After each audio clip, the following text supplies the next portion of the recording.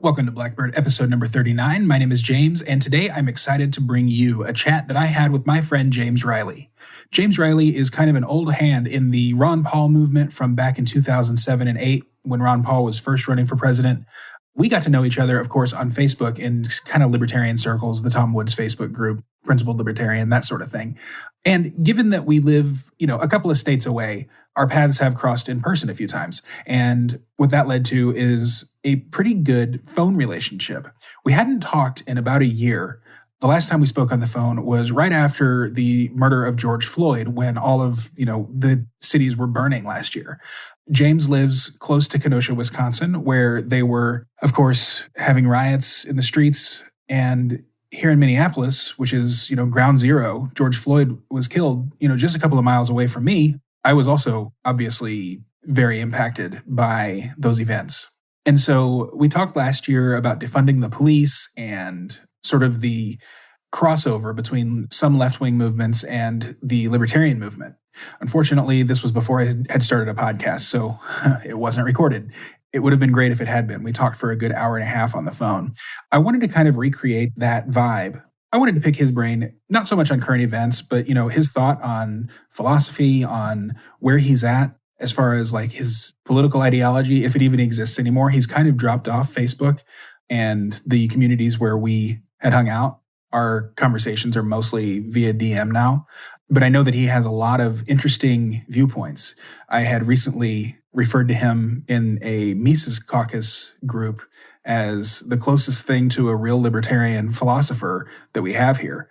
So, I just wanted to pick his brain. I wanted to see where he's at on property, on the liberty movement itself, and, just whatever else came up. So I think that's what this is. It's a pretty good conversation. If you're into this sort of thing, I think you're going to like it. And even if you're not, give it a chance. Before we get into it, let me tell you real quick about Tom Woods' Liberty Classroom. Liberty Classroom is, of course, Tom Woods' dashboard university. You've heard about it on his show. I think we probably mentioned it when he was on my show. If you're interested in learning history, economics, even logic and fiction, Brad Berzer's course on the history of sci-fi, for instance, and how it relates to liberty is one of the most fascinating things I've ever attended. Head to blackbirdpodcast.com/classroom to sign up. So once again, if that sounds good to you, give it a try at blackbirdpodcast.com/classroom. And with that, here is my chat with James Reilly.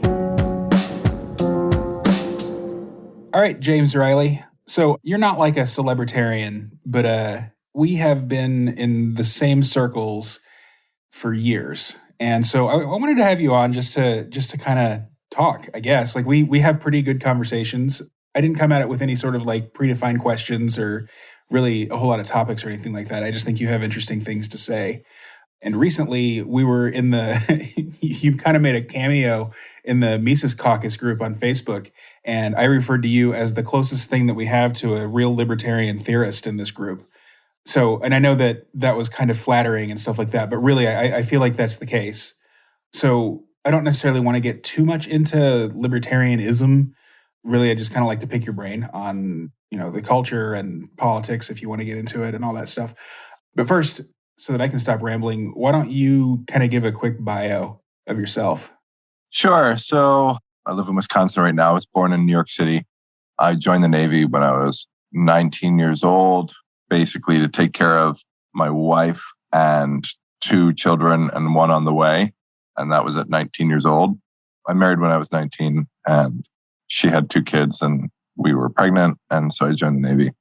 And then I moved around for a little while in the Navy. This is right around the first Ron Paul campaign. So I started becoming very interested in politics and libertarianism by that time. And then, so I've been a student of libertarianism basically ever since. I was always interested in political philosophy and natural law and anarchism, a sort of a naturally derived form of anarchism that comes from natural law based on how I understood Enlightenment philosophy. Mm-hmm. I was always interested in that ever since I was a kid. And I hadn't realized that there was a whole world of political theory that had already been explored dealing with those exact things until Ron Paul. And even actually, I wasn't convinced that what Ron Paul had to offer was viable at the time for all the same reasons that anybody wasn't, right? Like, so the mainstream media had convinced me that it just wasn't reasonable. He wasn't reasonable. He wasn't a reasonable person.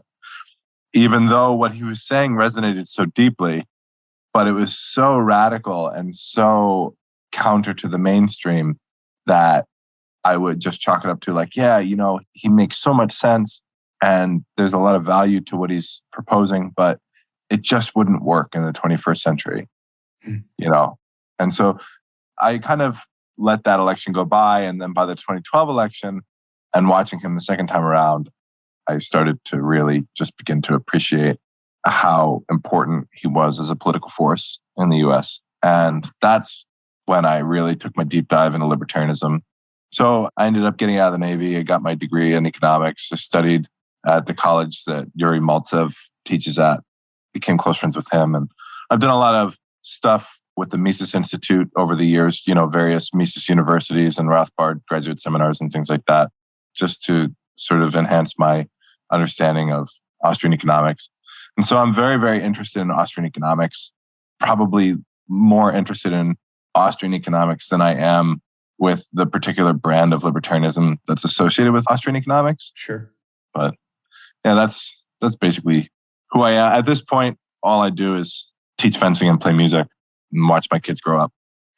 So you kind of have interesting views on property, though. Like you talked about natural law, and when we think of natural law and private property, we think of Locke and Homestead and the Robinson Crusoe illustrations that all the economists like to give.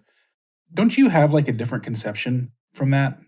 Yeah. So I was concerned with some of the ideas around property, listening to people like Walter Block, who honestly, in my view, does the best to try and reconcile issues that I feel are irreconcilable. But basically, when it comes to homesteading, how can we homestead various resources? So we say we homestead land property, but I found that problematic because land is an abstraction, by which I mean land is just sort of a border drawn around an area, but then there's going up into the air and then there's going down. And I wasn't sure where the line was with regards to how much elevation you could claim and how far into the ground you can claim. And so that was the beginning of my issues with the idea of homesteading property. I ended up going deeper and deeper down that rabbit hole, and I just decided that what I was getting from the standard fare with regards to natural law wasn't sufficient. But then I was introduced to David Friedman's idea of a positive description of rights and a positive sense of what property is. And the way that he defined... is that positive as opposed to negative or positive as opposed to normative? Positive as opposed to normative. Okay. So just how does property work in the real world? Yeah. Okay. And what I basically decided was that I agreed that property is essentially just a social contract. Mm-hmm. Now, when you open that can of worms, you have to begin to unpack what it means to have a social contract, because as libertarians, we're supposed to deny that, right?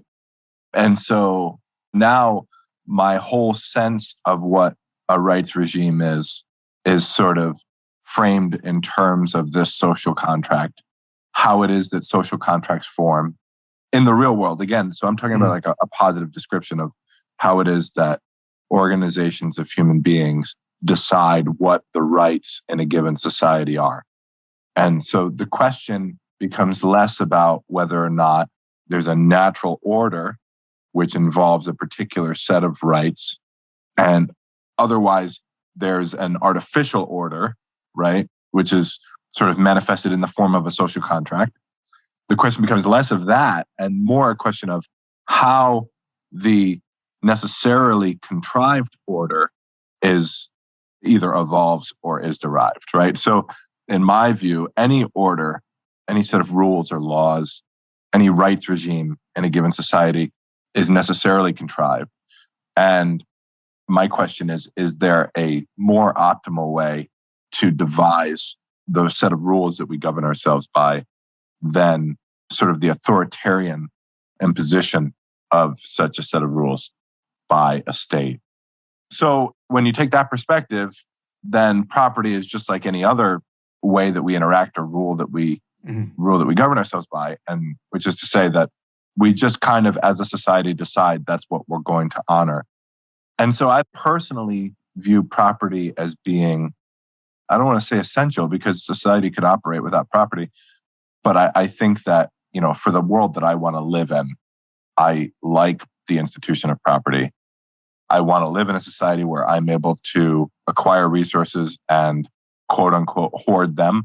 Like I'm okay with challenging sort of the moral conception of, or the moral association of hoarding resources with being negative or whatever. I'm okay. I want to live in that society. I'm okay with that society. But I don't believe that it's fundamental to human nature. Yeah. Do you think that there are things that are fundamental to human nature? At this point, no.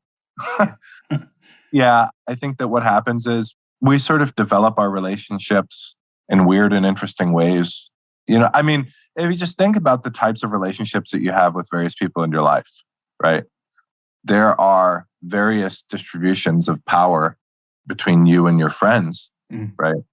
And sort of that's another thing too that we might as well kind of talk about is that when we say rights, we're talking about these formal institutions, right, that govern all of society.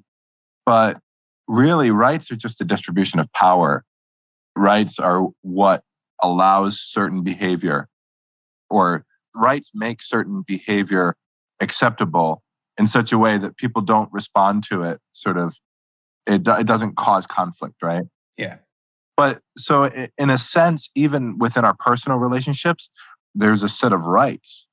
So like, for instance, I have friends that I can ask to do me a favor and they wouldn't feel imposed on, and they'd be exceedingly willing to go out of their way to do me such a favor, right? There are other friends of mine, for whatever reason, that if I asked them the same favor, that would be an imposition. That would be inappropriate. That might even put a strain on our friendship, right? So in a sense, there's a set of sort of community rights within my own friend circle. And those rights change depending on who I'm interacting with. And so there's a distribution of power in that friend circle, right? Because when I ask someone to do a favor, if I know they're willing to do it for me, I'm exercising some degree of power over them, right? Now, I can see people hearing this and saying like, wow, this is too far afield for me. Like, I don't understand the connection, or I'm not sure that this makes sense, or it's perfectly analogous. And it's not. I'm not arguing that it's perfectly analogous. But what I am saying is that human beings organize themselves in weird and interesting ways, and they don't always do it according to these formal rules. Right. And I think that any sort of superordinate system of rules for our communities are going to reflect the natural way that we organize our relationships in our closest circle. Yeah. Right. So does that make sense? Yeah, it does. I mean, it's been a while since I was in college, but this actually was kind of my major area of study, was how organizations are structured and the sort of power dynamics that are there. I mean, there's like 6 or 7 different types of authority. And the president of the company has what's called legitimate authority over his subordinates. But what you're describing is something like an informal form of power or authority. And I would say that that's even more influential than what the president of a company or the president of the United States or whatever has over people. Yeah. So like, I guess what I would say is that if you get to a point in your intellectual journey where you stop conceiving of power purely in terms of the state. Yeah. Then, or even of voluntary and involuntary. Right. Yeah, exactly. When you start to conceive of power as something that is particular to a set of relationships, and there are various social, economic, and political forces that are influencing the way that that power is manifest and exercised, right? Then it makes the world a little bit more interesting to me than the common dichotomy, at least in libertarian, in the libertarian circles that I'm most familiar with, or that have been most involved in, which is sort of state versus voluntary, right? Or state versus non-state. Yeah. I think now it's expanding with sort of the rise of the techno gulag and libertarianism right now is in a state where, you've got the reason people who are convinced that Google is a private company that can do whatever they want. And then you've got I guess there are more people in the Mises sphere, although I would say that the Mises Institute itself is probably still working it out. But people like me, for instance, I do not consider Google and Facebook private companies that can do whatever they want. I think that they're subsidiaries and arms of the state. So, well, sure. So I want to work that out a little bit for a second, because I would agree with you that Google and Facebook exercise power that is essentially illegitimate, right? I think that what we like to do as libertarians of a certain bent is we like to say, okay, they're agents or arms of the state, right? Yeah. Even though formally they're not, right? I didn't even anticipate saying the word state there, which is just it illustrates your point. Like right, exactly. The fact is they're not, right? So the fact is they're corporations with huge amounts of power, right? Which is what the left has been complaining about for decades, or that's what the left is. 100 years. Right. Well, the left is sort of nebulous in the 21st century, but we'll say the progressive movement up into the new left, right? We'll say that corporations were the main boogeyman of the left, or the progressives for sure, right? And the late 20th and 21st century liberals, right? The corporations were the boogeyman. And in this case, they're right. And also, in this case, we take umbrage with the way that Facebook and Google unjustly exercises its power. I actually challenge, all right, so I'm not going to go into details, but I will say that I've used this as an example and caused people to think, people who would normally have an answer, caused them to stop talking for a second and think about what I said. To challenge the typical view of what the role of corporations, the state, the private economy, et cetera, is. So Facebook, for instance, Facebook is a great example of an institution. So I've become more of an institutionalist. Institutionalism is this will get me in trouble because it's hugely unpopular with Austrian economists. Institutionalism is a school of economics that developed kind of out of the German historical school. And it focuses more on the way that rights regimes develop. And so they have an interesting perspective that falls more in line with my perspective, that we'll say a rights regime in a society that includes all of the formal institutions of power, but also the informal institutions of power. We're just going to call those institutions, right? So Facebook is an institution in our society that exercises an incredible amount of power.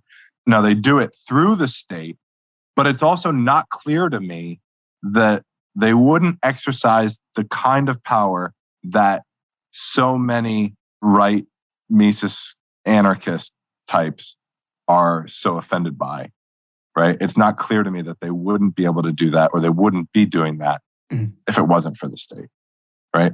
We just like to kind of, the state is the reason that companies act in ways we don't like. Facebook acts in ways we don't like. Therefore, the state is the reason that Facebook acts the way we don't like. So, yeah, I'm sorry. I'm all over the place with my thoughts right now. But I think that this example is exactly the correct example, because there are a lot of Mises types that are going hard at Facebook and Google. And some of them are starting to see okay, this undermines my worldview. And so I need to sort of synthesize where my, and I've gotten around all of that. I took a shortcut around all of that by saying that it's okay if I live in a society where I don't like the particular rights regime. Mm-hmm.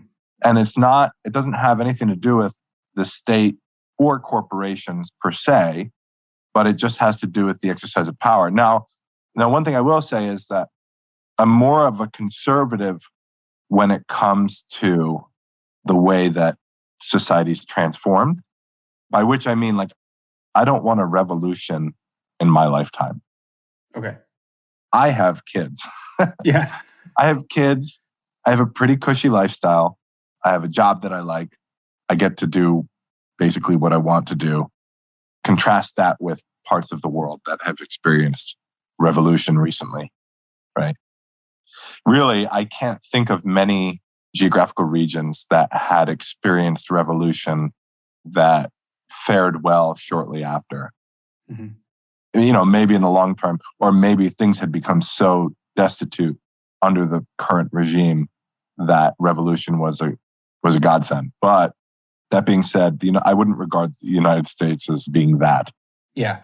Generally speaking, revolutions, well, maybe not generally, but often revolutions don't result in the, I guess, regime, even though we've been using that word differently in this talk, that would be preferable to libertarians or anarchists or whatever. I mean, yeah, the American Revolution resulted in the Articles of Confederation in a pretty decentralized society, but it only took a couple of decades, or was it a couple of years? I don't even remember. Right. For that to fall apart into what we have now, Right. So there's a couple of things. Let alone the Russian Revolution. Right. Yeah, well, we could start going down a list, right?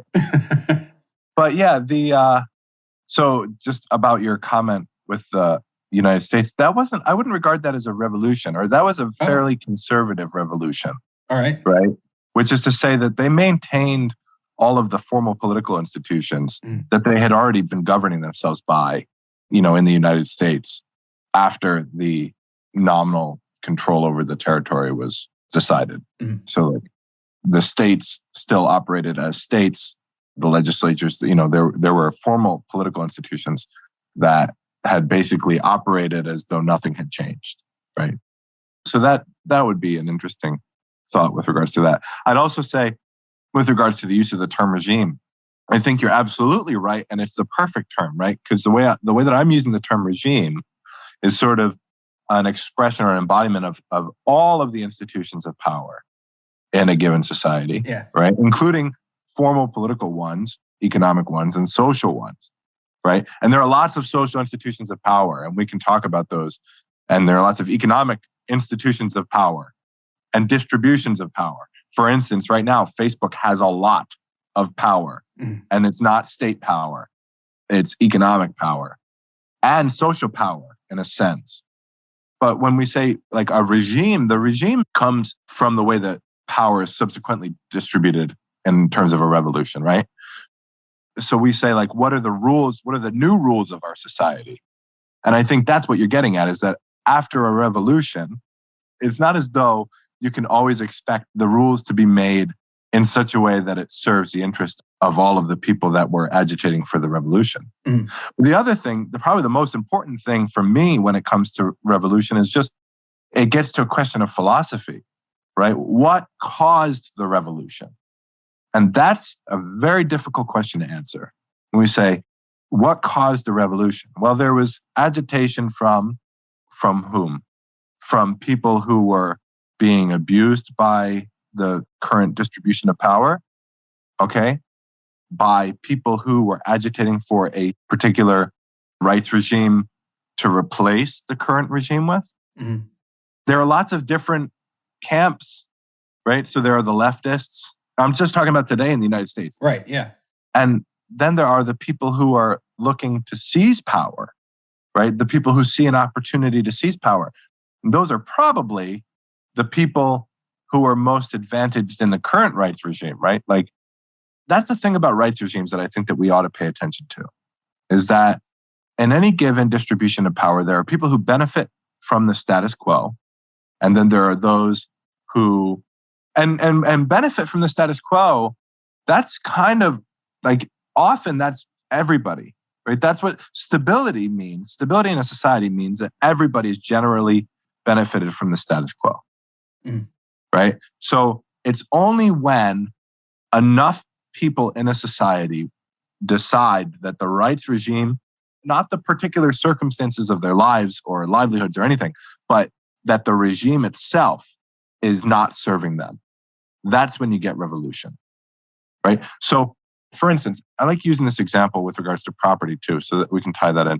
Mm-hmm. So when we think about Detroit, 40 years ago, 50 years ago, you had car manufacturers in Detroit, and you had a lot of workers that worked for the car manufacturers, and they had livelihoods. And if you asked anyone what the value of their life was, if they were to put a monetary value on their life, they would think about what their livelihood was worth. They would think about the dollar figure that you would associate purely with their residence in a booming industrial city. And so, in a sense, they felt that they homesteaded that livelihood. Now, we can argue about whether or not natural law, globalization, and whether or not it was a good thing for all of humanity or all of society to make the supply chains globalized. But when they went out of work in Detroit, they lost their livelihood, right? So that was money stolen directly out of their pockets because they had a claim on that livelihood. You could say, well, it was just an abstraction, or you can't claim future revenue streams. Yeah, but they don't care. Yeah, exactly. About that. I mean, that's not relevant to them at all. All they know is that they had a reasonable expectation of those future revenue streams, whether it be their retirement or just the existence of the factory 10, 15, 20 years down the line, or, a place for their kids to find work, like whatever it is. And when you have globalization and concentrated losses and dispersed benefits and et cetera, what you end up with is a lot of angry people in Detroit. Mm-hmm. Now you expand the analogy at a national level, and now you have revolution, right? Like, it doesn't matter whether or not there was justice within the given rights regime. What matters is the expectation that people have who live under a given rights regime, and whether or not they feel like that regime is serving them. And so that's sort of where I come back to this sort of positive sense of what power is and what rights are. When people are not acting or they're not behaving according to what natural law is. And so why are we concerned with what a theoretical conception of natural law is, right? What we ought to be concerned with is what's the most optimal. And before we answer that question, we have to think about what our goals are. And for me, as I already kind of made a case, my optimal goals are often intertwined with stability. I want to live in a society that I can reliably predict, what kind of environment my kids are going to grow up in, or whether or not I'm going to be able to go train. And you can do that in various ways economically that are pretty closely aligned with the standard fare that you get in an economy in the state. Although I have some differences, right? But that's sort of how I think we can make our society better. But I don't buy the angle that it's sort of the morally correct place to start, because I just don't have any evidence. I mean, I say there's no evidence. There are arguments that have been made that I find lacking. So yeah, so that's sort of my angle there when it comes to property. So let's talk about movements for a little bit. The Detroit example is pretty good. The auto workers, when they were auto workers, were unionized, and they were, broadly speaking, part of the left-wing labor movement. Nowadays, when you think of people who are disgruntled, largely now former workers, they're more aligned with right-wing populist movements. Why do you think there's a shift from left to right? And then we can talk about a little bit the ascendance of the new left movement, which is more about identity rather than labor. Right. So you say the new, you could say the new left, yeah, right? So but yeah. So I think that's interesting. I think that the progressive era was a way that the working class coalesced around an identity, right? I think maybe the the distinction was more stark in the early American period with regards to capitalists and industrialists, by which I mean like economic mobility wasn't. There was some degree of economic mobility historically, right? So in the progressive era, but you know, so in the 21st century, who are our richest people in the world, right? And they're invariably people who made their money on ideas that were conceived of. I'm saying the bulk of their money on ideas that were conceived of within the last 20, 30 years, right? So say Facebook, Bezos with Amazon. Before that, it was Bill Gates. I'm not saying these people weren't advantaged, right? But the era of the Rockefellers and the Ford and like the era of sort of the wealthy industrialist versus the working class man who could never have a reasonable expectation of climbing to those heights, right?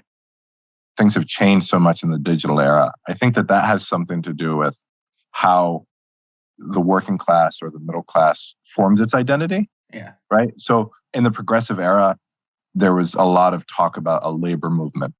That's the way that the left conceived of themselves, as being part of this labor movement. Just to kind of dumb it down a little bit, a working class person can't buy a factory, but a working class person can build a website pretty damn easily. Right.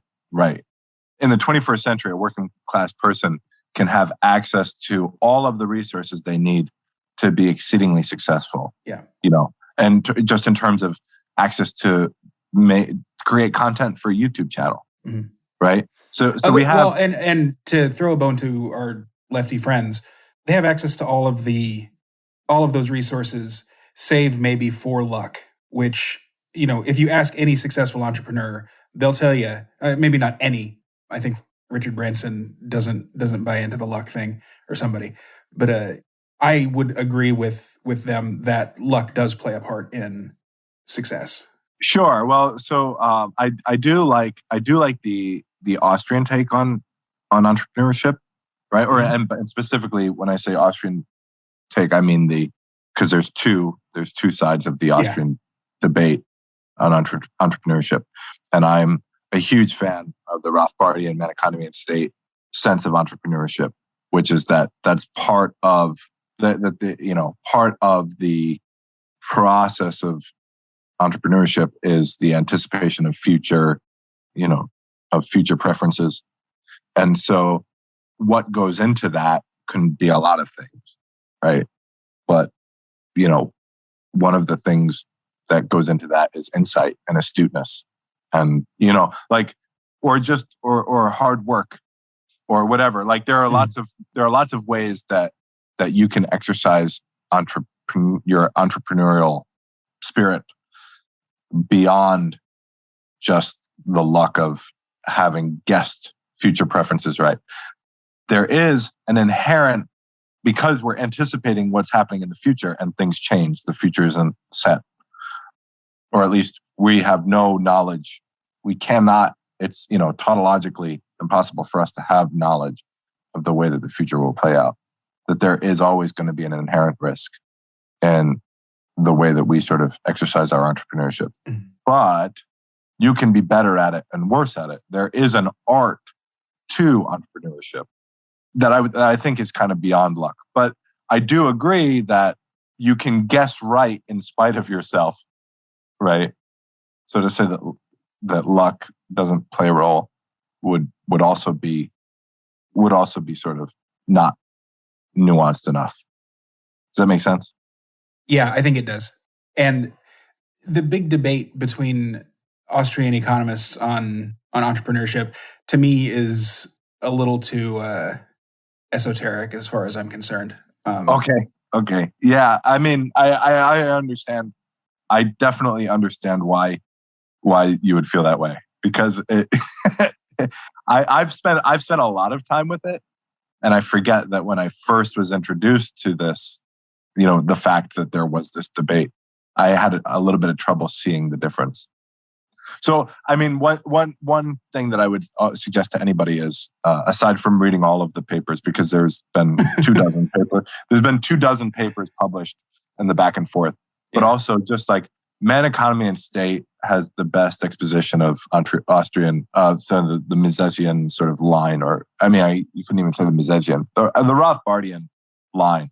So we I guess we can kind of draw a distinction between the two schools, Rothbardian and Kersnerian, right? I think that's it. Yeah. You have just assigned my listeners a 900-page economic tome and 24 academic papers. So there you go, friends. That's what we're going to be doing for the next decade, is reading that. Right. Let's talk about what I don't even remember labor movements and political movements. Yeah, exactly. Okay, yeah. So I think really the question we ought to be asking is, how are sort of social movements organized, or how do movements identify today? So I think in the progressive era, it was really easy to identify as being a member of the labor movement. But I think that for a variety of reasons, there was a shared culture among the labor movement in the early industrialized society, right? So we're talking in the 1800s,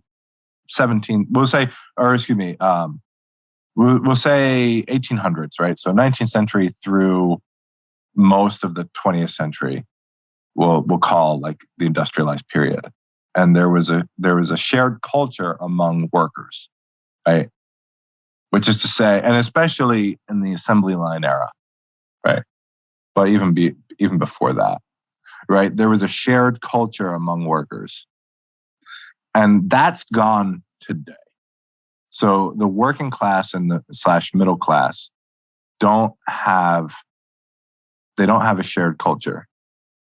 Part of that comes from the fact that we can create our own communities, that we can be very selective in terms of the communities that we build, right? So, and also because we have a substantial amount of,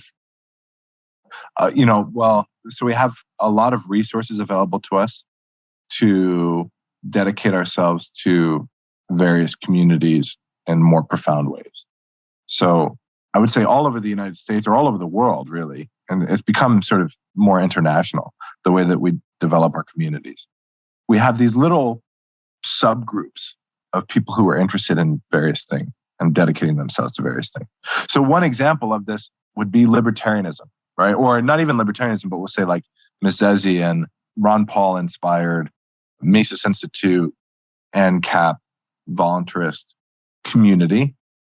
And we have our events and we go meet each other and we find ourselves in various cities and we post a little thing in a Facebook group and say, hey, I'm here.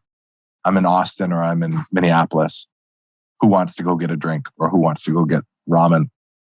And so that's the way that we identify today. And I think that's substantially different from the way that a working class movement identified in the progressive era. So, but then the question is like, so with regards to political movements, right? So communities of people who identify most strongly as people who want to see political change, right? Or to take maybe a deeper take, people who want to see distributions of power change, right?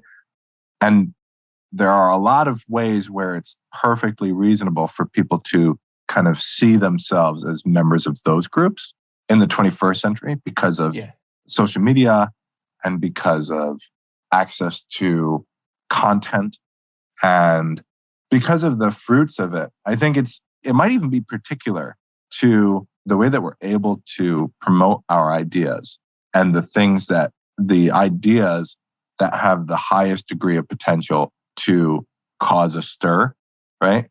Because that's one way of acquiring power. Like if you want to talk about a change in rights regime, man, there has never been a more radical redistribution of power than YouTube, right? And specifically YouTube in a post-smartphone era, right? That was a radical redistribution of power. Yeah. Because all of a sudden, anyone with a smartphone could post content to YouTube and not only enhance their economic power, but I would argue enhance their social power in a way that you couldn't even monetize. And if you did monetize, it would be worth a lot more than maybe you'd expect, right? When you're talking about the way that influencers on social media, and particularly YouTube, for promoting ideas are able to gain followership. And I mean, that's so important for me to show how power cannot, distributions of power are inextricably associated with particular technological modes. Mm-hmm. So before YouTube, look at the music industry. Music industry is a great example of this, right? So before the advent of the record player, we can say the wax cylinder era. We'll say after the wax cylinder era, but before the record player, musicians had a particular set of rights to power, we'll say, or rights to economic resources, which is to say that they had a reasonable expectation of being hired for whatever gig, right? Right. They probably wouldn't make too much money. Certainly not the money that rock stars made. Mm-hmm.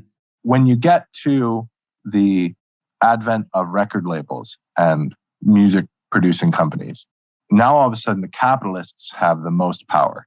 And then the capitalists choose who the elite musicians are. And the elite musicians, first of all of this is a network of synergistic nodes, right? So it's not to say that the Rolling Stones or the Beatles didn't have any hand in them becoming famous and becoming like rock stars. Sure. But the fact is the capitalists chose them for whatever reason. Mm-hmm. And so they became the elite, but there was still a sense in which they were beholden to the record companies.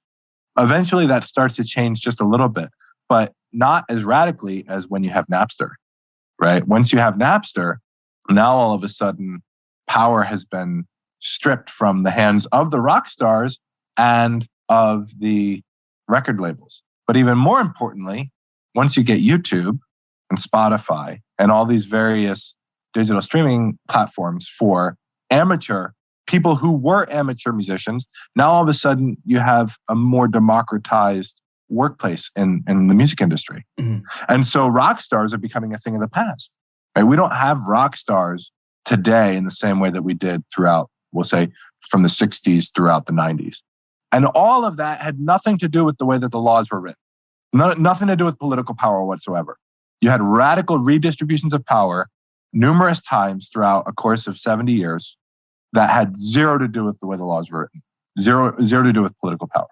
And so there's a way that power is inextricably tied to technological development and the particular mode of technology in a given period, in a given time period. Then also the way that we form communities is also peculiar to that technological mode. The way that we form communities around things. And so now we're forming communities around ideas that gain traction, and ideas that gain traction are tied to the platforms on which they're promoted. In the music industry specifically, it's almost kind of come full circle. I mean, in the age of Spotify, they're not making money off of their recorded music. They're making money off of selling tickets to their gigs. Right. Yeah. Which is exactly how they started.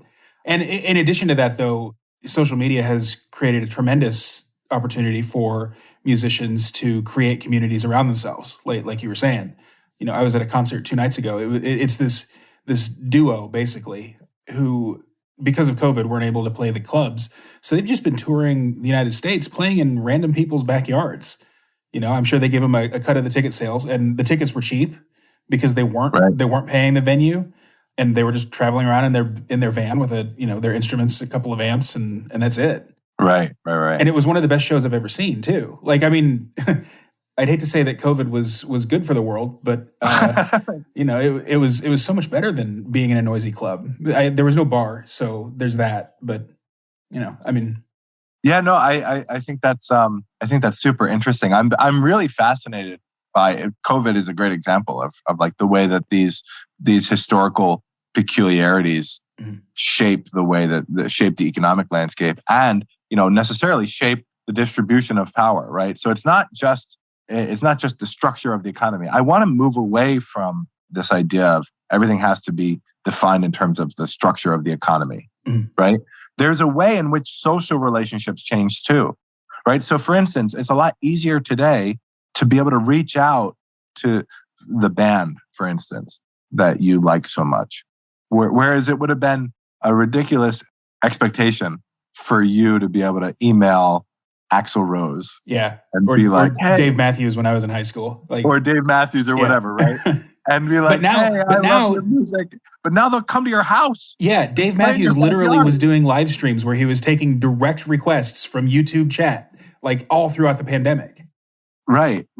Yeah. So I think that's a good example of how social power has changed, just purely based on technology, but also based on like historical circumstance, right? The COVID pandemic changes the way that we think about the way that we're going to interact with other people.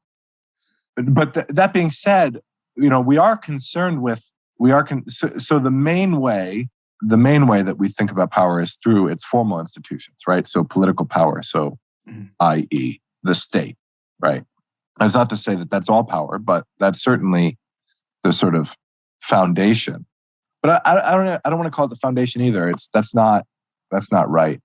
What it is I mentioned it earlier. It's a network of synergistic nodes.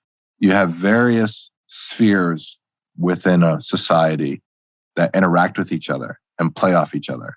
So the state operates according to the needs of the corporations, but also they govern, nominally govern the corporation. Yeah. But then there's the rest of the political culture that compels the state to act in ways that the corporations wouldn't want, right? And then there's the way that the corporations act with regards to the people who use their services, or, social media has been our sort of exemplar of this. So we say services. What you're describing sounds a lot like integral theory. I don't know if you're familiar with the work of Ken Wilber and kind of his followers, but his foundational thing in his book is the notion of holons, so a holon is an autonomous thing that makes up other autonomous things. So like a quark is a holon that makes up an atom, which is or the subatomic particles. And the proton is a holon made up of quarks or whatever that makes up the nucleus of the atom. And the nucleus is a holon that makes up, with the electrons, the atom itself. And atoms are holons that make up particles and so on and so forth until you get the universe. Mm-hmm. All of these nodes are subnodes of bigger institutions, and those things are subnodes of other of societies and that sort of thing. But you're right, they work together and they're synergistic in the sense that without them you wouldn't have a society, and with them you have something that's greater than just institution A plus institution B equals institution A plus B. Like it's more than that. Yeah, so it's actually that leads to a really interesting philosophical discussion again with regards to why we choose the way that we choose to define, to draw lines around what we're calling institutions, or what we're calling institution A or B. So, for instance, like as a fan and a devotee in some ways of the Austrian school and the Rothbardian tradition, I tend to defer to methodological individualism as a basis for how I understand economic theory. There's not a really great argument from an epistemological level why I should choose methodological individualism over various other ways of viewing economic phenomena. So, like, why look at it in terms of the individual? Why not look at it in terms of class or society, or and define them various ways? So one argument that I've heard is that we want things to be more universal, right? Or like that general is better than particular, or like all these various epistemic values that we sort of rely on to sort of inform our method. But there's a reason that we stop at the individual. We could try and understand economic phenomena at the atomic level if we wanted to get even more general, right?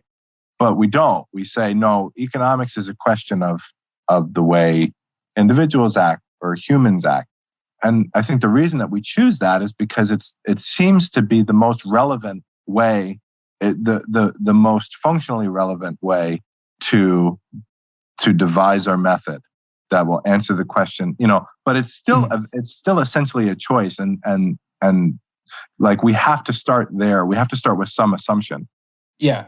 Well, and to get there, you have to start from the assumption of free will, and the assumption that humans acting on their free will is sort of the base economic reality. Right. Which unless you've been living under a rock, that's been problematic for a little while, right? Yeah. So, and that's not to say like I've chosen. I'm the first one to say that I've chosen methodological individualism as the correct, or at least the optimal way for me to frame economic theory, because it's what I believe will yield me the correct set of truths. And largely that's because you're a heterosexual white man with a couple of kids, a business, living in sort of a suburban/rural area. I mean, it could be. I don't know if that's true or not, but I'm not going to say that that's unequivocally false, right? Well, that's. I mean, we're going to run out of time, but I'm interviewing right after we hang up. I'm getting on with a guy named LB Muniz, who you may or may not be familiar with. He's kind of new on the scene, but he's real big into methodological individualism. It's pretty much all he ever writes about. And I think part of the reason that libertarians and libertarianism hasn't, and this is actually kind of since COVID actually has kind of sparked it, but prior to COVID especially, we were not influential in the culture because we just didn't have skin in the game. Labor movements, I mean, that was people's lives. That was their day-to-day thing, was going to work and feeling abused or feeling satisfied with their jobs. For libertarians, we're mostly white dudes. When a white dude gets shot by a cop, it's a shocking thing. But when a black dude gets shot by a cop in the inner city, the fact that it's not shocking is what's shocking, if that makes sense. Yeah. And I think that's a really astute insight. And listen, everyone who is paying attention to culture in the last 5 years knows about understanding power in terms of your various racial group or your various identity group, whether or not it be your sort of gender or sexuality or race or whatever, right? So everyone knows that that's what people are talking about right now. But I think that you're framing it in a way that's pretty compelling, right? Which is to say that we don't have a lot of skin in the game. There's a way in which our lives, as upset we are with the current distribution of power, there's not a lot of reason to feel like we're being treated unfairly according to the rules of the game, right? So when you have an identity group that feels like they're constantly being confronted with how the rules of the game are rigged against them. And I mean, don't get me wrong, there's a lot of ways in which we all hate the rules of the game. All of us cis white men, with families living in a suburban/rural geography, right? Yeah. We're constantly being bombarded with the fact that we hate the rules. Right. But how often are we being bombarded by the fact that the rules are stacked against us? That that different rules apply to us. That the rules of the game, that the current distribution of power, it would be worth seeing a revolution to overturn the apple cart and restructure the distribution of power because we're being so downtrodden. And I think if a community feels that way, they're going to be compelled to act. And I think there was a sense in which the labor movement, the progressive era, had reason to feel that way. Again, a positive reason. I'm not saying whether or not I agree or disagree, right? Or whether or not they were living a better life than they had been 50 years before that. I'm not saying that. I'm talking about the way that people feel, right? And so in the 21st century, there are a lot of ways that people feel like the rules of the game are stacked against their communities. And I think there's lots of reasons for that, right? I would even go as far as saying that there are probably some just reasons for that, right? That they're justified in believing that the rules of the game are stacked against them. Mm-hmm. You grew up in a particular culture, let's say urban minority culture. You learn to talk a certain way. You learn to dress a certain way, right? You learn to communicate. You learn to think a certain way. Mm-hmm. Your ideas, not only the way that you communicate your ideas, but your ideas themselves are different. The priorities that you have in your life are different. It's really hard to integrate into a society that's basically completely distinct from the one that you grew up in. If that society that you're trying to integrate into is the one where there's all the economic power available, then it doesn't matter that you quote unquote have access to it. Well, and then add to that the fact that if you do integrate into that society, say you go to your good job and you code switch, then you're accused by the people in the society that you live in and grew up in of, quote, acting white. Yeah. And so then you're somewhat of an outcast in your society of birth, and you're also somewhat of an outcast in the society that you've adopted in order to give yourself, presumably, a better life. Right. And that's presuming, yeah, exactly. That's presuming you're even able to pull it off. Yeah. Right. Because, and this is what people mean when they talk about systemic racism. Right. It's not like you're being called the N-word or encountering overt bigotry from day to day. That's just, that to me is the biggest straw man in this like cultural debate that we're kind of in the middle of. Yeah. Yeah, I think, and I don't want to, I'm not going to call it a straw man because, and here's why, because I do believe that most people are trying to be as reasonable as they can. Mm-hmm. I think it's a question of perspectives, and I think it's a question of categories, right? I think that because we're constantly, in terms of our own personal philosophy and our own personal perceptual framework, mm-hmm. we're constantly ordering the world.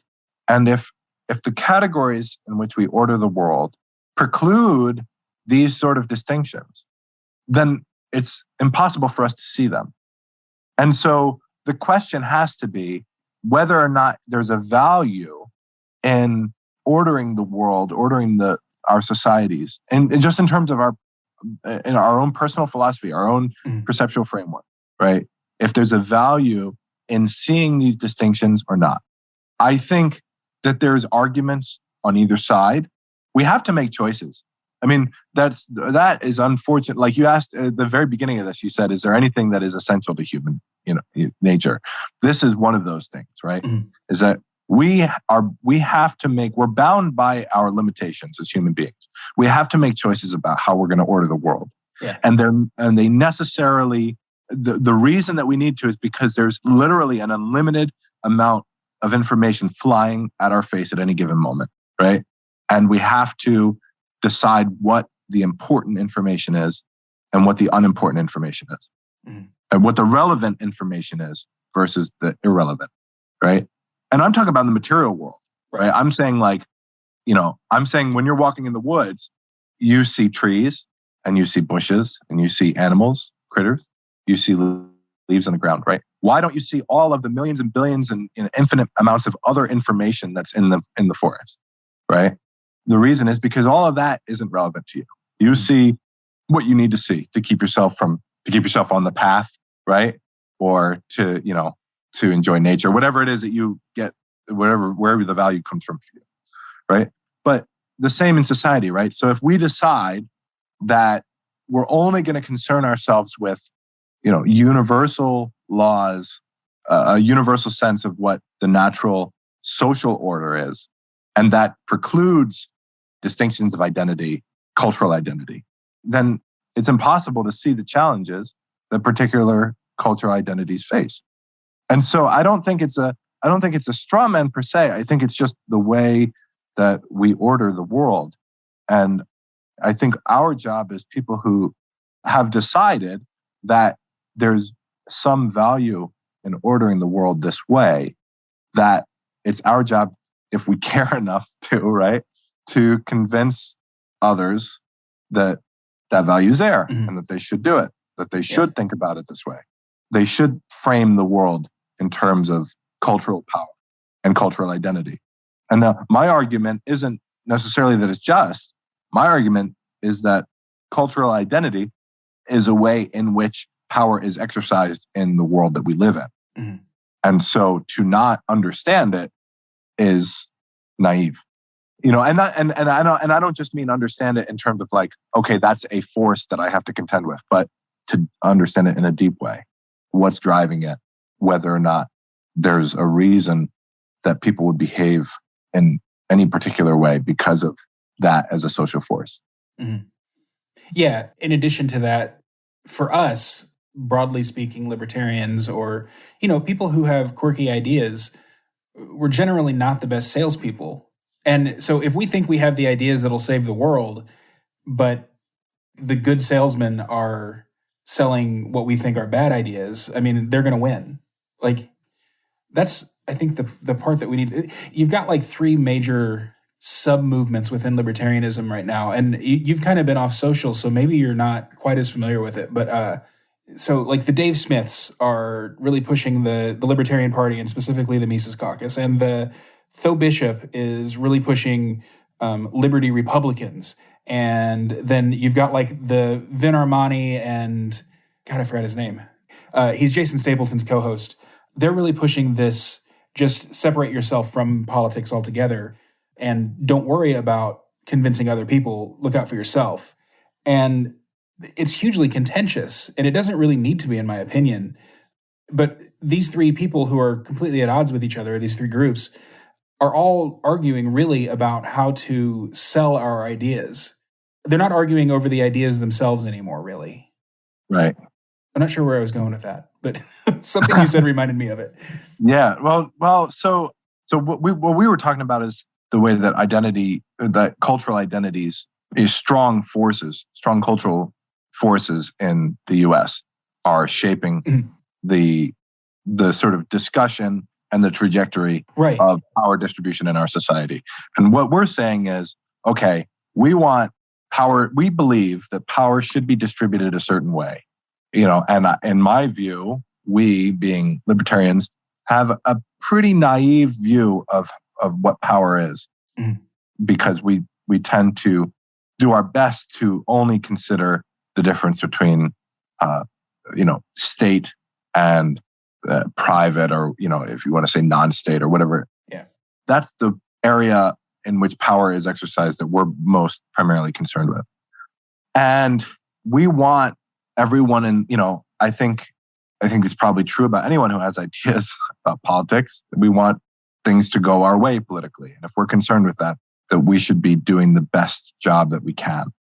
But I think that actually gets to an interesting point, which is that maybe we're not as concerned with things going our way politically. Mm-hmm. Yeah, like that's what I meant by the skin in the game thing. Yeah. Because I'm kind of over things going our way politically. Like I don't really see it as viable. I would like state politics to be organized exactly the way that I want it to be. Mm-hmm. If someone gave me that choice, I'd probably say, yeah, sure, I'll do it. Right? Take me 20 minutes. Write up the rules of society and post them on the interwebs. But I don't see it as viable. I don't see it as an effective way for me to exercise the limited power that I have. Mm-hmm. Right? Like that's the other thing that I've kind of come to terms with is that A, power is bigger than just what you can exercise politically. And B, I have a pretty limited set I have pretty limited access to power when it comes to promoting my ideas or influencing people to believe a certain way. Like basically, I don't have any power to do that. It's funny. It's so funny, man. To try and convince someone is an absurd thing. Yeah, but just think about it for a second, right? So why do you believe what you believe? You believe what you believe because of, some 3+ decades of life experience, right? Everything from the type of applesauce you got when you were too young to be able to recall, to the experiences that you had in high school, to the books you read, to the podcasts that you happened to listen to who happened to run for president when you were coming of age. Like, what are you going to do? You're going to fit that into 5 minutes and explain to someone why they should have your ideas? We can't convince people to have our perspective. we share our perspective, and then that perspective is another influence in their lives. Yeah. Yeah. My route to where I'm at now is so circuitous, and there's lots of like waves too. So I mean, my formative years, I guess, were under the Clinton presidency, where not much was happening dramatic anyway. I think now we know that there was a lot more going on then than we thought at the time. But then, I mean, I turned 18 in, was it 2001? Yeah, no, 2000. I turned 18 in 2000, and then 9/11 happened, and then the Iraq war happened, and so I knew I was opposed to those things, to the war on terror and the war in Iraq. So where I naturally fell was like in these very left wing circles, but then, I had a religious conversion experience. And so I started being like a super traditionalist Catholic because, I can't just do anything halfway. I can't just go like fall in line with the bishop. No. The bishop's he's a usurper to the bishopric, But then from there, I discovered Tom Woods because he's Catholic and he wrote a book about the history of Catholicism or something like that. Man, that is totally, that's so funny because what you're describing right now is not the common path to, we'll say, Tom Woods. Yeah, I know. I accidentally read a book review by a Catholic blogger, basically, that introduced. But then that blogger also was into Ron Paul, not because he was libertarian, but because he was anti-war and pro-life. Yeah. And so then, I came out of the closet. And so how am I going to be a conservative Catholic who's also gay? That's weird. So then I became kind of woke, kind of libertarian. Like I remember in 2012, I was a huge Ron Paul supporter, but really I kind of like that Gary Johnson guy a little bit better because he wasn't quite as culturally conservative as Ron Paul, the old country doctor.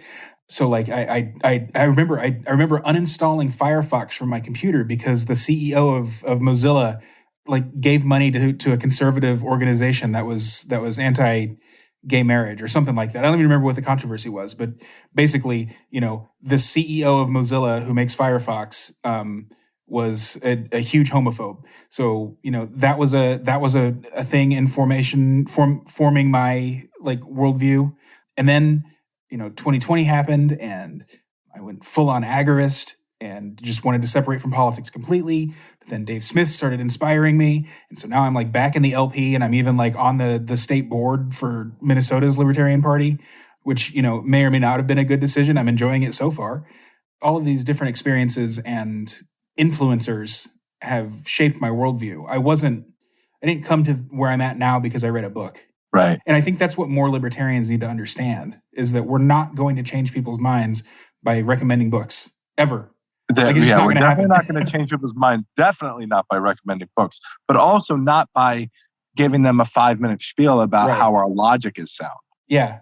They don't care. They don't care. They're not, it doesn't even matter that it's right or wrong. They don't get that far. Like no one gets that far. Yeah. I don't get that. Like, one of my favorite things to discover about someone is that they're a deep thinker, right? Like if I hear you talk, even for a few sentences, often will be enough for me to say, okay, that person is pretty damn precise with what they're saying, and they're not leaving a lot of room for objections. That's an example of someone who's thought very deeply about what they're saying. And when you get to that point, right, when you start to look for that, or at least when I started to look for that, when I started to see that, I realized that there are a lot of people with a lot of different views out there that meet that criteria, right? It's actually funny. I was just thinking about this yesterday or maybe 2 days ago. I have a few friends that are centrists, right? Like, oh, sorry, I retched a little bit, but keep going. Sorry. Yeah, right. Except, some of these centrists have really compelled me to take a different view on sort of wonky centrist types. Like I've allowed myself to find the value in their perspective. Even the centrists, right? I've started to appreciate the coherence in there. Because here's the thing, nothing is perfectly coherent. Like that'll be the topic for the next time we talk. Yeah. But nothing is perfectly coherent in my view and or complete, right? Like, so like you can have a pretty coherent set of views, but it not be exhaustive, right? Mhm. As soon as you try and make it exhaustive, as soon as you try and make it complete, it falls apart, right? Yeah. Everything is the Fed's fault. Right. Well, yeah. Well, I liken it to an MC Escher sketch, right? You can take a little, you take any given MC Escher sketch, and you can like take a section of it, and it looks right, right? But the more you try and build it, the more you realize that there's no up or down, left or like there's everything is going every which way. It doesn't make sense, right? So that's sort of my view of. But that being said, like you have to decide why you're framing the world the way that you are, why you're taking the perspective that you're taking. And really that has to come from, because nothing can be complete and coherent, that has to come from a sort of decision about what truths are important to you. Right.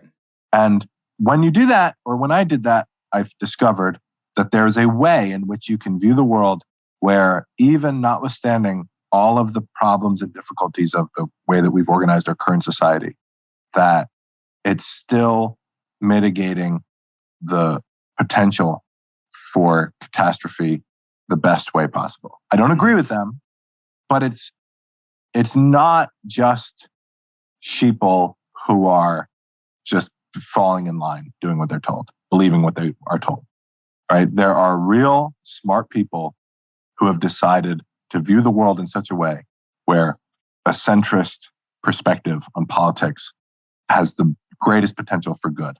And like, I can be okay with that. I can be okay with the fact that A, I disagree, and B, there's value in that perspective. Yeah.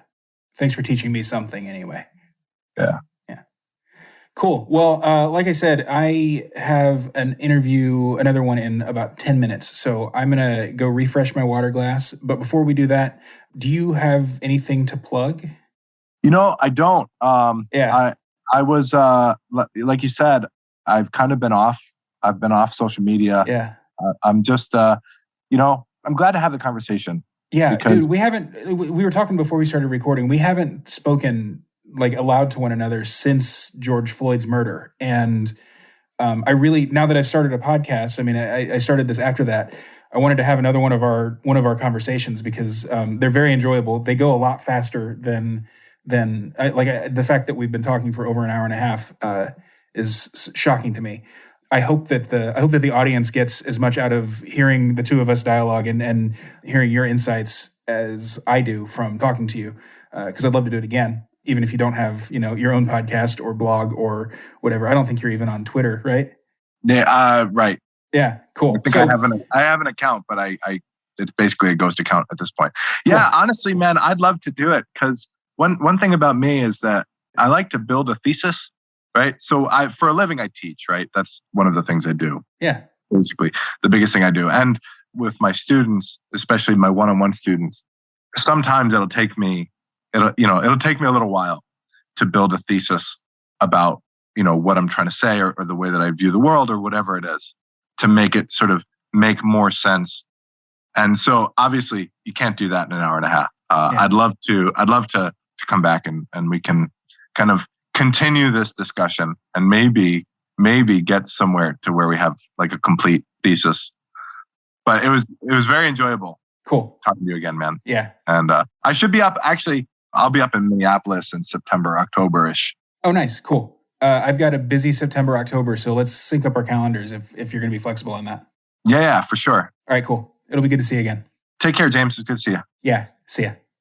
All right, thanks again to James for joining me today. I hope you enjoyed it. If you did, hit reply on the email that you get from Substack and let me know. And if you hated it, let me know that too. And if you're not getting emails from Substack, if you're just signed up for this podcast as an RSS feed in iTunes or Spotify or wherever you get your podcasts, I highly encourage you to go to blackbird.substack.com, sign up with your email address. It's totally free. And that way you get email notifications whenever I publish a podcast episode or written content. Of course, the written content does not come through your podcast subscription. And if you really like the show, if you'd like to get early episodes, bonus content, and premium written content, then sign up for one of the paid tier options And that way you'll get a little bit in return, but you'll also be helping me out tremendously. Also, don't forget to check out Tom Wood's Liberty Classroom at blackbirdpodcast.com/classroom. And with that, this is another episode of Blackbird, and I will see you on the next one. Until then, live free.